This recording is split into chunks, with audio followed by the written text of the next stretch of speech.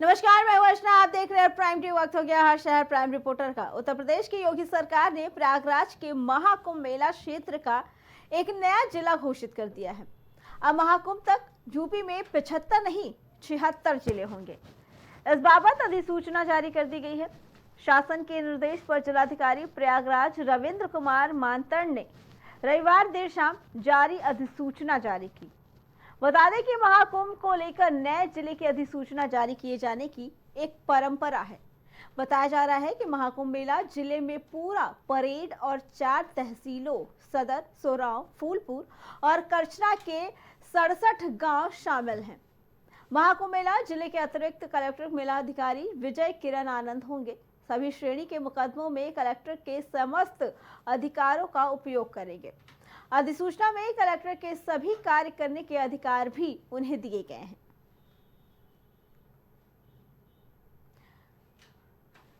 इसी पे आगे जानकारी देने के लिए हमारे साथ हमारे संवाददाता आशीष जुड़ चुके हैं। आशीष, महाकुंभ को लेकर एक अलग ही जिला घोषित कर दिया गया उस क्षेत्र को, क्या कहना है इसके बारे में और इसकी तैयारियों के बारे में?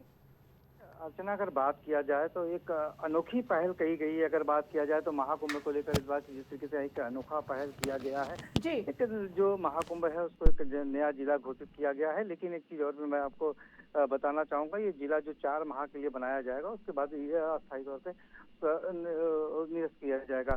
अगर बात किया जाए तो एक पर देखा जाए तो कहीं ना कहीं एक जो महाकुंभ के लिए जो बड़ी पहल है, क्योंकि देश दुनिया से यहाँ पे लोग आते हैं, बस सबसे बड़ा धार्मिक आयोजन होता है, तो पूरी जिस तरीके से एक जिले में व्यवस्थाएं होती हैं, चाहे मूलभूत सुविधाओं को लेकर बात कर लें, चाहे शासन प्रशासन की बात कर ले, तो तमाम जो एक्टिविटीज होती हैं अगर बात किया जाए एक जिले में तो वो देखने को मिलेगी इस बार। तो कहीं ना कहीं जो संत समाज हैं, जो लोग हैं, वो कहीं ना कहीं उत्साहित हैं इसको लेके।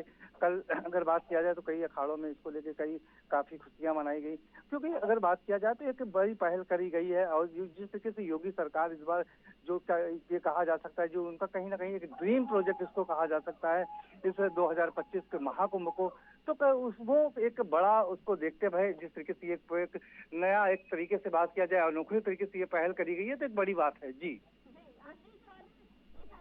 उसको घोषित किया गया है, इसी से पता चल रहा है कि कितना बड़ा महाआयोजन है। लेकिन ऐसे में सुरक्षा के क्या इंतजाम है वहाँ के? देखिए, अगर सुरक्षा की बात की जाए, क्योंकि देखिए देश दुनिया से लोग आना है, उसको देखते हुए इस बात पर तमाम तरीके की सुरक्षा की कड़े इंतजाम करे गए हैं। और देखिए अभी खास बात ये भी है, लगभग 2 महीने पहले से ये 1000 पुलिस कर्मियों को पहले से ही ट्रेनिंग दी जा रही थी। उनको तमाम तरीके की व्यवस्थाओं के बारे में, जो लोग आएंगे उनसे बात करने का तरीका, उनको कैसे डील करना है, क्योंकि तमाम जगह से, चाहे देश नहीं विदेशों से लोग पहुंचते हैं, तो ऐसे में जो ट्रेनिंग दी जा रही है तमाम जो यहाँ पे, और जो क्योंकि अगर बात किया जाए सुरक्षा के, तो इस बार लगभग 7 चरणों में सुरक्षा का घेरा होगा। क्योंकि जब हमारी जो जिले के अंदर एंट्री होगी वहां पे सुरक्षा की व्यवस्थाएं होंगी, फिर उसके बाद जो चेक पॉइंट होंगे वहां पे होंगे, तो ऐसे तमाम तरीके की सुरक्षा की तमाम व्यवस्थाएं करी गई हैं। आधुनिक तरीके के सीसीटीवी कैमरे लगाए गए हैं। जल में तमाम तरीके की व्यवस्थाएं करी गई हैं, जल पुलिस के साथ साथ एनडीआरएफ की टीम, साथ ही मोटर बोर्ड लगाए गए हैं। तो ऐसे तमाम सुरक्षा के कड़े इंतजाम करे गए हैं, जिससे किसी भी तरीके से तमाम एजेंसियां लगाई गई हैं, जिससे भी किसी भी तरीके से कोई आपत्तिजनक कोई घटना ना हो सके। क्योंकि देखिए अगर बात किया जाए तो लगभग जो अनुमान लगाया जा रहा है, लगभग 40 करोड़ लोगों के आने की बात कही जा रही है। तो कहीं ना कहीं जो सुरक्षा की जो बात की जाए तो कहीं ना कहीं पुख्ता इंतजाम किए जा रहे हैं। जी जी आशीष, एक भारी संख्या में श्रद्धालु वहां आने वाले, ऐसे में लेकर घाटों के क्या तैयारियां की गई हैं? क्योंकि ज्यादा भीड़ इकट्ठा होगी तो इस वजह से ज्यादा निगरानी भी रखी गई है। क्या कुछ तैयारियां की गई हैं घाटों को लेकर कि आने वाले श्रद्धालुओं को स्नान के समय, पूजा के समय किसी भी तरीके की कोई परेशानी ना हो?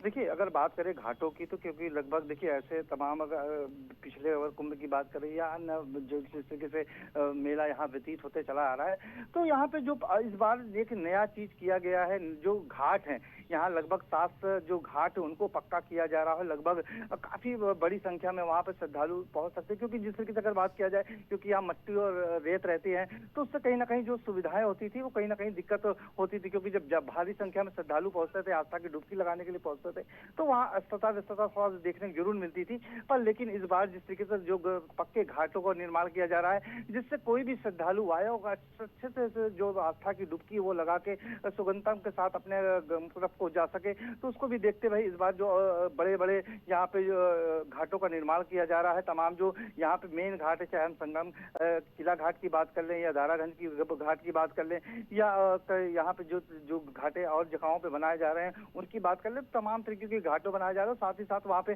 सुरक्षा के विशेष इंतजाम किए जाएंगे, चाहे वो जल पुलिस की एनडीआरएफ की टीम हो, या अगर हम बात कर लें तमाम वोटर वोट के माध्यम से, तो ऐसे तमाम जगहों पर ऐसी सुरक्षा की व्यवस्था करी जाएगी जिससे किसी भी तरीके से जो भी स्नार्थी है, जो भी श्रद्धालु है, उनको किसी भी तरीके से किसी चीज के लिए दिक्कत ना हो सके।